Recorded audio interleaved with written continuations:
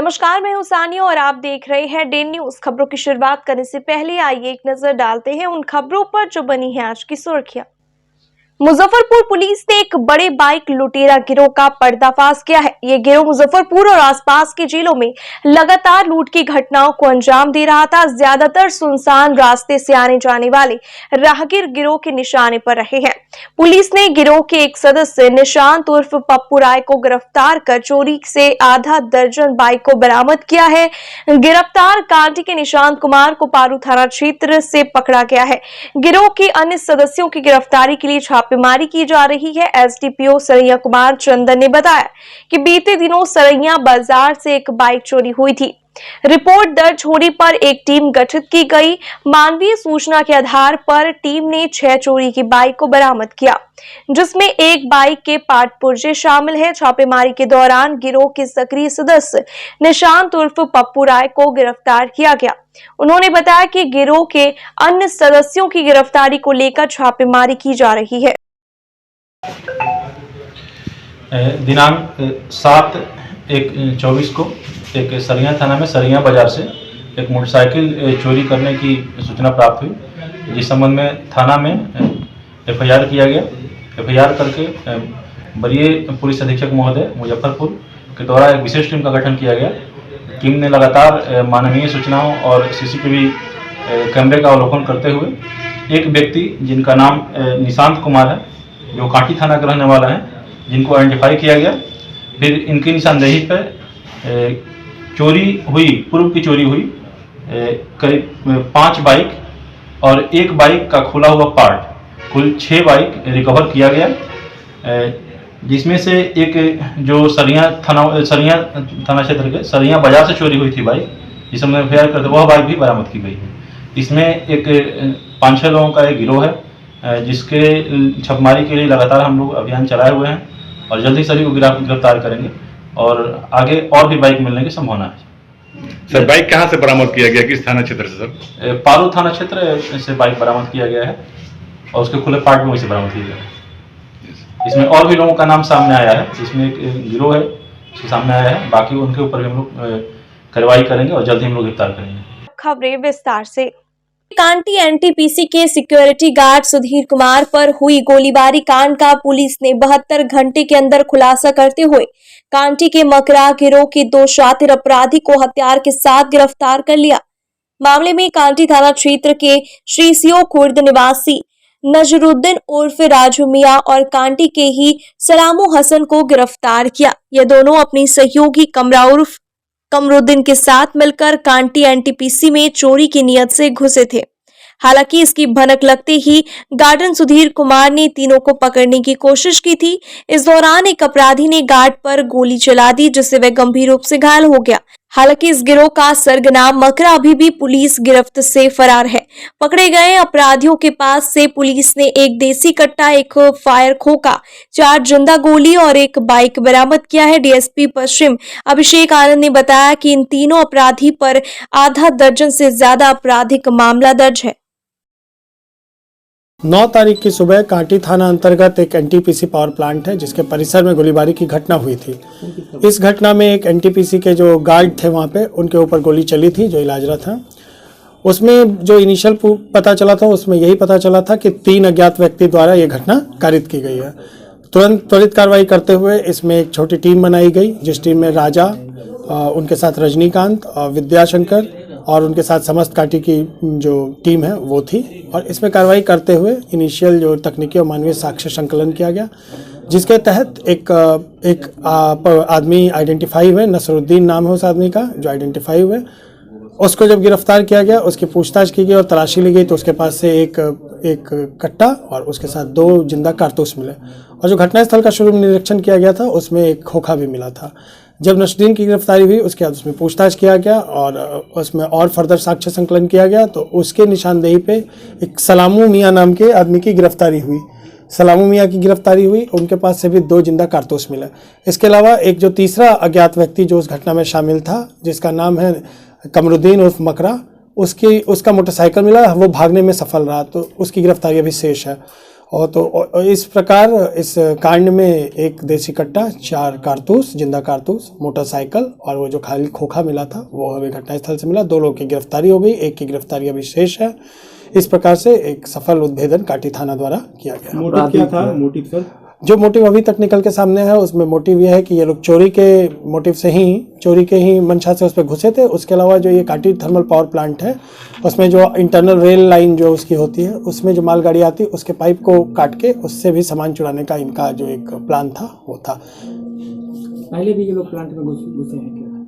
इन लोग का आपराधिक इतिहास पहले का भी रहा है, जिसमें कि ये जो नसरुद्दीन है उनके ऊपर 3-4 पहले से भी मुकदमे हैं, 3-4 कांड दर्ज है उनके ऊपर, और इनके ऊपर और फर्दर अगर ऐसा कुछ आएगा तो उसका भी हम लोग जांच करेंगे। तो लोकल रहने वाले हैं या बाहर के? ये इसमें से एक सिरसिया के रहने वाले हैं और एक कपरपुरा के रहने वाले, जो कि आप लोकल है, काटी थाना के ही हैं। और अगर इसमें कोई और बात भी होगी, कोई इंटरनल और भी बातें पता चलेंगी तो उसका भी हम लोग जांच पड़ताल करेंगे।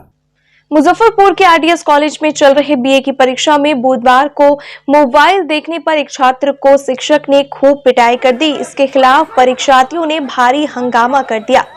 सूचना पर पहुंची काजी मोहम्मदपुर पुलिस ने समझा बुझाकर सभी को शांत कराया। बताया गया कि बुधवार को आखिरी दिन भी कड़ाई करते हुए परीक्षार्थियों को अपना बैग आदि कमरे के बाहर रखने के लिए कहा गया, लेकिन कमरा नंबर 43 में बैठा एक छात्र परीक्षा से 10-15 मिनट पहले मोबाइल देखने गया।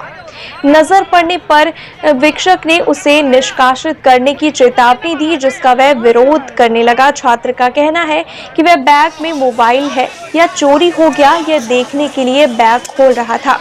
इस पर शिक्षक ने घसीट कर पिटाई कर दी। कई अन्य छात्रों को भी खदेड़ कर पीटा गया। थानाध्यक्ष मनोज कुमार शाह ने कहा कि किसी पक्ष से प्राथमिकी दर्ज नहीं कराई गई है।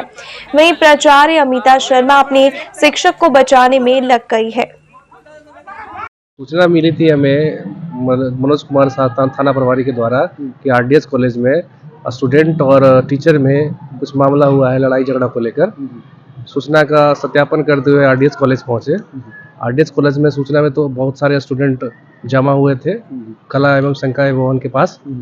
तो सूचना को सत्यापन के साथ और सभी लड़के को समझाते बुझाते हुए मामला को शांत कराया गया तथा प्रभारी प्राचार्य महोदय के को समझाकर ये बताया गया कि आगे से ऐसा कोई नहीं हो सके जिससे कि ये हंगामा हो सके। टीचर और स्टूडेंट में मारने और मारपीट करने का मामला सामने आ रहा है। टीचर और स्टूडेंट मामला क्लास नंबर 42 और क्लास नंबर 43 में मोबाइल को लेकर जाने के लिए सूचना हुई थी कि मोबाइल लेकर जा रहा था। उसी में लेकर टीचर के द्वारा रुका गया था स्टूडेंट को।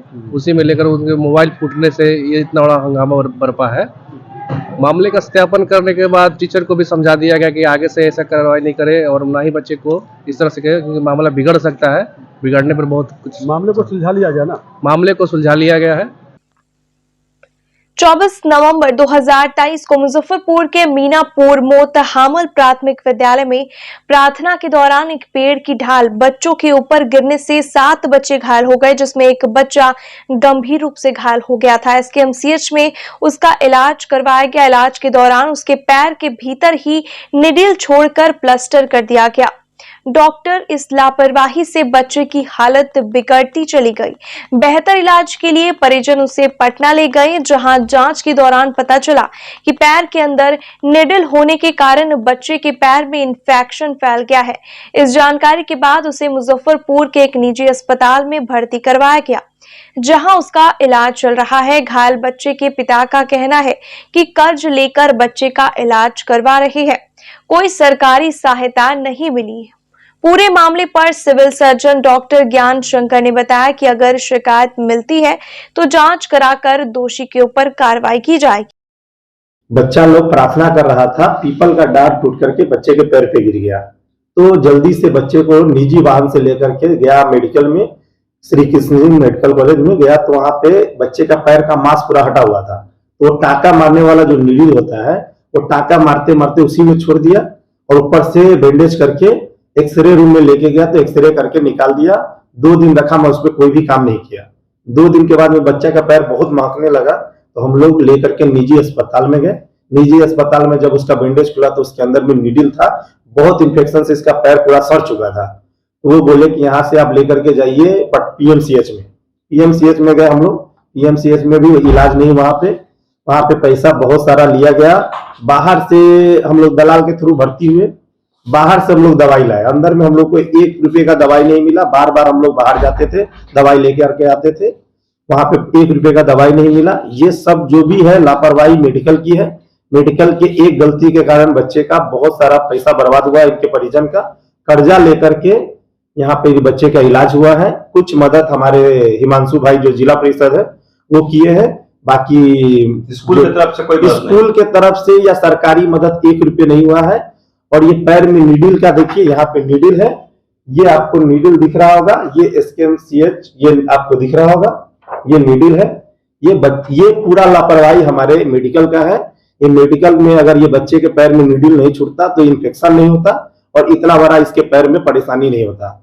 हम लोग यहाँ पे इलाज करा रहे हैं निजी हॉस्पिटल में, इसका सर्जरी हुआ है, इलाज इसके दूसरे पैर में से मांस निकाल करके लगाया गया है। इस पे उचित कार्रवाई करने के लिए हम लोग बोल रहे हैं, इसका कार्रवाई होना चाहिए और इसका हम लोग डीएम साहब के यहाँ पे जाकर के कंप्लेन करेंगे।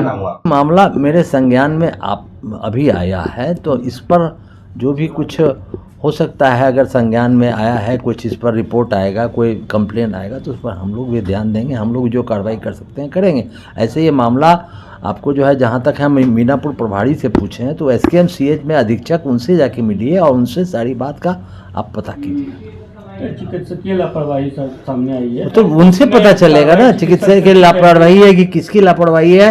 ये आपको सुपरिटेंडेंट, आपको SKMCH उनसे जाके मिलिए, उनसे पता करके तभी ना आप बात का समझिएगा। वहीं इलाज हुआ, वहीं पर नीडल गड़ा था। ठीक है। शिक्षा विभाग के निर्देश पर बीपीएससी के पहले फेज में बहाल शिक्षकों का एक बार फिर वेरिफिकेशन हो रहा है। थंब वेरिफिकेशन के दौरान कई शिक्षकों का थंब इम्प्रेशन नहीं मिल रहा है। पिछले 7 दिनों में अब तक मुजफ्फरपुर के 226 शिक्षकों का बायोमेट्रिक मिलान नहीं हुआ है। जिला शिक्षा पदाधिकारी अजय कुमार सिंह के अनुसार इन्हें एक बार और मौका दिया जाएगा। अगर सही होंगे तो मिलान हो जाएगा, नहीं तो सरकार के निर्देशानुसार कार्रवाई की जाएगी। 4 जनवरी से हर दिन अलग अलग प्रखंडों का वेरिफिकेशन किया जा रहा है।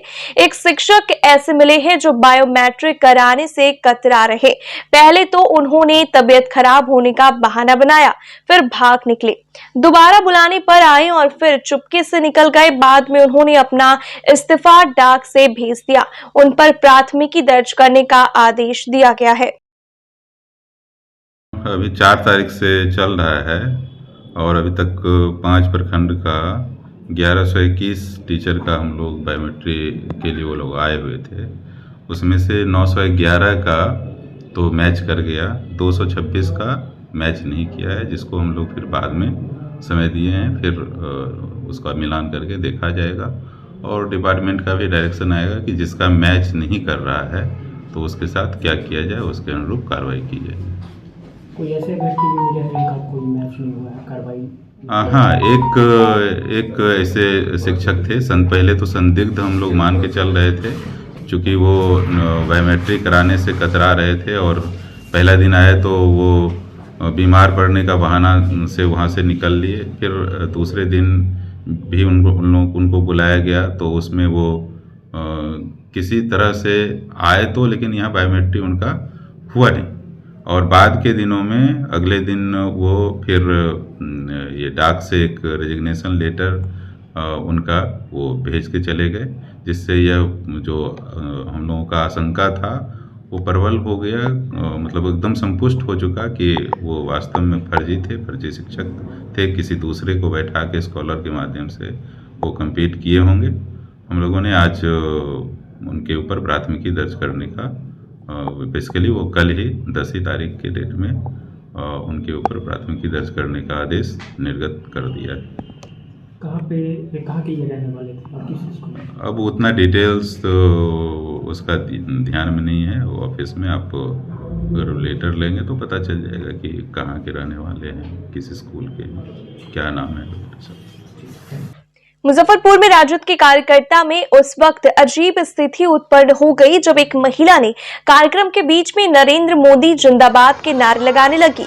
छोटी बच्ची के साथ आई महिला ने नरेंद्र मोदी जिंदाबाद के नारे लगाकर कार्यक्रम से बाहर निकलकर जाने लगी। नरेंद्र मोदी जिंदाबाद के नारे से राजद के कार्यकर्ता भड़क गए और उस महिला पर टूट पड़े। राजद के कार्यकर्ताओं ने महिला के साथ बदसलूकी भी की। महिला नरेंद्र मोदी जिंदाबाद के नारे लगाती रही और राजद के कार्यकर्ता उसे घेर कर बदतमीजी करते रहे और महिला के विरोध में नरेंद्र मोदी मुर्दाबाद के नारे भी लगने लगे। मीडिया कर्मियों की वजह से महिला वहां से सुरक्षित जा सकी। बता दें कि मुजफ्फरपुर के गोबरसही में एक होटल में राजद का कार्यकर्ता संवाद था, जिसमें मुख्य अतिथि के रूप में मंत्री कुमार सर्वजीत, मुख्य प्रवक्ता भाई वीरेंद्र सहित जिले के कई बड़े नेता मौजूद थे। क्यों नहीं बुलाएंगे? अपने हिंदुओं को बताइए जिंदाबाद का आरजेडी के कार्यक्रम में आए देश के वासी हैं, आप देश के वासी हैं, आप आरजेडी के कार्यक्रम में नारे लगाए। हम सामान्य आदमी हैं, हम सामान्य आदमी हैं। हाँ ठीक है, अभी बाहर से आइए, दौड़ते हुए बाहर से आइए और जा रही है अभी बाहर से आइए, अभी बाहर से दौड़ते हुए, अभी बाहर से भारतीय जनता पार्टी का, ये भारतीय जनता पार्टी का ये एजेंट है, अभी जस्ट गई है और फिर अरे एजेंट घूम रही है, एजेंट घूम रही है, ये भारतीय जनता पार्टी का एजेंट है, बीजेपी अरे बीजेपी का एजेंट घूम करके क्या बोल रही है वो, क्या बोल रही है वो? अरे उसका क्या को बेस है, पूछे उससे। अरे एक आदमी है उसके साथ या जन सैलाब यहाँ तेजस्वी यादव, लालू यादव का क्या बोल रही है? अरे हम लोग महिला जान के इज्जत कर रहे हैं उसका, वो क्या कर, वो हम यही लोग हम लोग देखे रहे क्या है वो? अरे इस तरह से बोल रही है। एक आदमी एक सिपाही। कड़ाके की ठंड को देखते हुए स्कूलों ने खोलने और बंद करने के समय में बदलाव किया है। गुरुवार को मुजफ्फरपुर के डीएम प्रणव कुमार ने इस बाबत आदेश जारी कर दिया है, जिसमें कहा गया कि ठंड की वजह से गिरते तापमान और विशेष रूप से सुबह के समय अधिक ठंड के कारण बच्चों के स्वास्थ्य और जीवन पर प्रतिकूल प्रभाव पड़ने की संभावना है। जिले के सभी सरकारी और निजी स्कूलों में 9:30 बजे से पहले और शाम 3:30 बजे के बाद सभी कक्षाओं के लिए शैक्षणिक गतिविधियों पर प्रतिबंध लगाया जाता है। जिला सूचना एवं जनसंपर्क पदाधिकारी दिनेश कुमार ने बताया कि बच्चों के स्वास्थ्य और जीवन पर प्रतिकूल प्रभाव पड़ने की संभावना है। इसको देखते हुए 12 जनवरी से 16 जनवरी तक मुजफ्फरपुर जिले के सभी सरकारी प्रारंभिक विद्यालय एवं प्राइवेट स्कूल के कक्षा के संचालन का समय बदला गया है। बढ़ते ठंडी को लेकर क्या निर्देश जारी किए? हाँ, बढ़ते ठंड और शीतलहर को देखते हुए जिला पदाधिकारी के निर्देशानुसार जिले के सभी निजी स्कूल और सरकारी स्कूल की टाइमिंग में हेरफेर किया गया है। पूर्व में आधा घंटा और बाद में आधा घंटा पहले, यानी 9:30 से 3:30 तक अब सभी स्कूलों में संचालन अवधि होगा पाठ्यक्रम का। ये कल से 12 तारीख से 18 तारीख तक ये प्रभावी रहेगा और इसे तत्काल प्रभाव से लागू करने का निर्देश जिला पदाधिकारी द्वारा दिया गया है। 2024 इंटरनेशनल इनरव्हील के शताब्दी वर्ष के रूप में मनाया जा रहा है। बुधवार को इनरव्हील, लिच्छवी और मैत्री की ओर से आयोजित कार्यक्रम में बहुत सारे गेम्स और केक कटिंग के साथ सभी मेंबर्स ने एंजॉय किया। संस्था का मुख्य उद्देश्य विश्व स्तर पर फ्रेंडशिप और इंटरनेशनल अंडरस्टैंडिंग को डेवलप करना है। अंतर्राष्ट्रीय प्रेसिडेंट ट्रेस गोडलास ने इस वर्ष साइन और लाइट का थीम दिया है और सभी मेंबर्स को यह कॉल दिया गया है कि work hard and work smart for the next generation. 10 जनवरी को हेलेना फोस्टर्स, जो इंटरनेशनल प्रेसिडेंट थी, 69 से 70 तक, उनके प्रपोजल पर ही प्रतिवर्ष 10 जनवरी को इनरव्हील डे मनाया जाता है। इस अवसर पर प्रेसिडेंट श्वेता गुप्ता के साथ मीरा श्रीवास्तव, रीता पारसर, अमलेश कुमारी, ईला सिन्हा, प्रेरणा नाथ, प्रियंका निशा, सुमिता के साथ पीडीसी पूनम ठाकुर भक्त कार्यक्रम में शामिल रही। आगामी 21 तारीख को मुजफ्फरपुर के मोतीपुर सभा में चिराग पासवान के समक्ष विनीता विजय लोजपा रामविलास का दामन थामने जा रही है। इसे लेकर पार्टी के नेताओं में खुशी की लहर है। इसी क्रम में गुरुवार को पार्टी के महानगर अध्यक्ष सम्राट के नेतृत्व में दर्जनों पार्टी नेता विनीता विजय के मोती झील के पांडे गली स्थित उनके आवास पर पहुंचकर उन्हें बधाई एवं शुभकामनाएं दिया। महानगर अध्यक्ष ने कहा कि इनके पार्टी ज्वाइन करने से पार्टी काफी मजबूत होगी।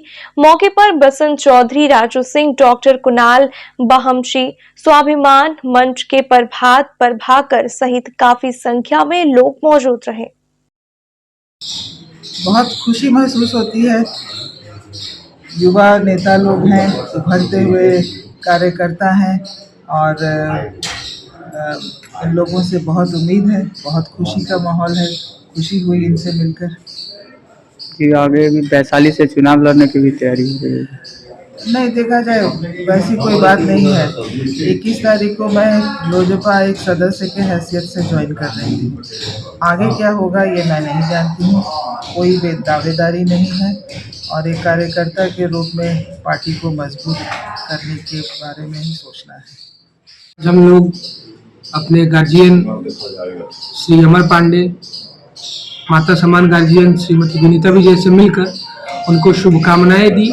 हमारे नेता का जो विजन है, बिहार फर्स्ट और बिहारी फर्स्ट, उस विजन में आस्था व्यक्त करते हुए मैडम 21 तारीख को मोतीपुर में लोजपा रामविलास का दामन थाम रही हैं। उसी को लेकर आज हम लोग, मैं और हमारी टीम इनको शुभकामना देने पहुंचे थे। और ऐसे लोगों का पार्टी में आना, अब हमारी पार्टी बिहार ही नहीं अपितु देश में मजबूत बनेगी और ऐसे लोगों का पार्टी से जुड़ना अत्यंत जरूरी था। और ये हम लोग कृतज्ञ हैं श्री अमर पांडे जी का, श्रीमती विनीता विजय जी का, जो हमारे लोजपा रामविलास परिवार में आकर और पार्टी को ऐसी मजबूती प्रदान करने वाले हैं ताकि भविष्य में बिहार में ही नहीं बल्कि देश में लोजपा रामविलास जो है वो सबसे पहले सबसे टॉप पे पहुंचेगी। और हमारे नेता का विजन है बिहार फर्स्ट, बिहारी फर्स्ट। तो जब तक बिहारी फर्स्ट नहीं होगा, बिहार फर्स्ट नहीं होगा। तो एक एक बिहारी जो बिहार को नंबर 1 बनाना चाहता है, जिसका सपना है कि बिहार नंबर 1 बने, वो सारे लोग लोजपा रामविलास में जरूर आएंगे। और इसी क्रम में मैडम 21 तारीख को लोजपा रामविलास का दामन थाम रही हैं। इसीलिए हम और हमारी पूरी टीम आज मैडम को शुभकामना देने पहुंचे थे। हमारी शुभकामनाएं हैं।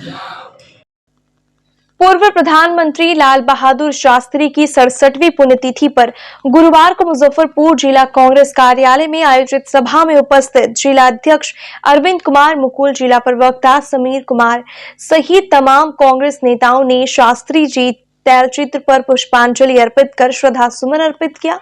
मौके पर मधुसूदन झा, कौशल किशोर चौधरी, नवल किशोर शर्मा, लाल बाबू, विक्की चौधरी, सविता श्रीवास्तव, मोहम्मद जावेद खान, प्रभात कुमार, सुरेश चंद्रवंशी, सुरेश पासवान भी मौजूद रहे।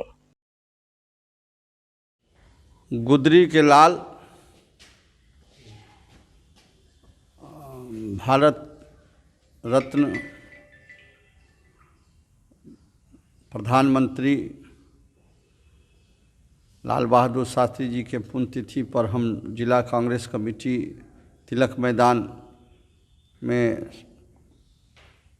तमाम कांग्रेसी मिलकर उनका श्रद्धांजलि अर्पित करते हैं और ऐसे महान विभूति को हम नमन करते हैं, याद करते हैं, जो अपने जीवन काल में कम उम्र में बहुत ही किसान के घर में जन्म लिए और बहुत संघर्ष करके और 14-15 वर्ष की उम्र में ही आज़ादी,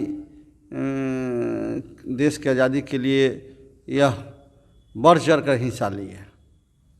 एक कहानी है इनके नाम पे कि भाई जब अपने मित्रों के साथ गंगा नदी उस पार मेला देखने गए तो इनके पास मात्र 2 आना पैसा था। वो पैसा अभी खर्च हो गया और जो है अंतिम में पैसा खर्च हो गया तो स्वाभिमानी भी थे। दोस्त लोग कहा कि चलो लाल बहादुर चलते हैं, तो कहा कि नहीं अभी हम मेला देखेंगे, तुम लो जाओ। एक तरफ नाव से उनका मित्र पार उतर रहा और यह जो है कि तैर कर जो है पार उतरे। और जब वह पंडित जवाहरलाल नेहरू जी के प्रधानमंत्रित्व काल में वो रेल मंत्री थे और रेल दुर्घटना हुआ, वो तुरंत रिजाइन कर दिए। उसके बाद प्रधानमंत्री बने तो तो प्रधानमंत्री भी बने तो समझिए कि उनको विदेश जाने के लिए सूट नहीं था, तो जब पंडित जवाहरलाल नेहरू सूट दिए कि भाई आप जाइए जो है किससे। इस स्थिति में माने मंत्री थे, तब रेल मंत्री थे, उनको विदेश जाना था तो सूट नहीं था। और जय जवान जय किसान का नारा देके लाहौर तक कब्जा किए। जब पाकिस्तान ने अटैक किया तो बहुत करारा जवाब दिए और उस समय पूरा लाहौर कब्जा कर लिए। और एक दिन पूरा देश को आह्वान किए कि सब एक दिन भूखा रहेगा। और जय जवान जय किसान का नारा जो आज भी गूंजता है हमारे जवानों के बीच, आज किसानों के बीच, वो लाल बहादुर शास्त्री जी का देन है। और ऐसे प्रधानमंत्री जो ईमानदार, आज उनके म्यूजियम में भी हम कई बार गए हैं। वो जो कर्ज से फिएट गाड़ी लिए थे वो आज भी पड़ी हुई है उनके म्यूजियम में, वो भी नहीं सध पाया। जो तनख्वाह मिलता था उसमें वो आधा पैसा वापस कर देते थे, आधा पैसा से अपने परिवार को लेके चलते थे। उनके लड़का खुद हमसे शेयर किए, अनिल शास्त्री जी, कि हम 16 वर्ष उम्र था और हम फिएट गाड़ी चलाना सीख लिए थे और पीए को कहकर हम लाइसेंस ले लिए, लेकिन हमारे पिताजी को यह चीज़ अच्छा नहीं लगा और वह कहें कि यह गलत है और हमको लाइसेंस सरेंडर करना पड़ा। ऐसे उसूल के पक्के और ईमानदार व्यक्ति को जिला कांग्रेस कमेटी की ओर से हम कोटि कोटि नमन करते हैं। आज की खबरों में बस इतना ही। कल फिर मिलेंगे कुछ नई खबरों के साथ। तब तक के लिए हमें दीजिए इजाजत। नमस्कार।